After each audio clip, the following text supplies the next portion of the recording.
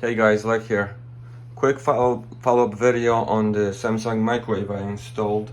I wanted to share with you guys on how to actually set the clock on this thing, as the directions make no sense.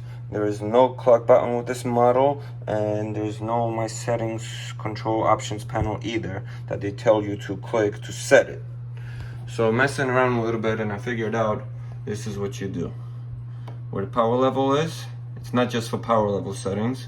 You hold it for 3 seconds, see the little clock button? You hold it for 3 seconds. And now this is not to set your power level, this is actually to pick the time. So it's 1:31 right now.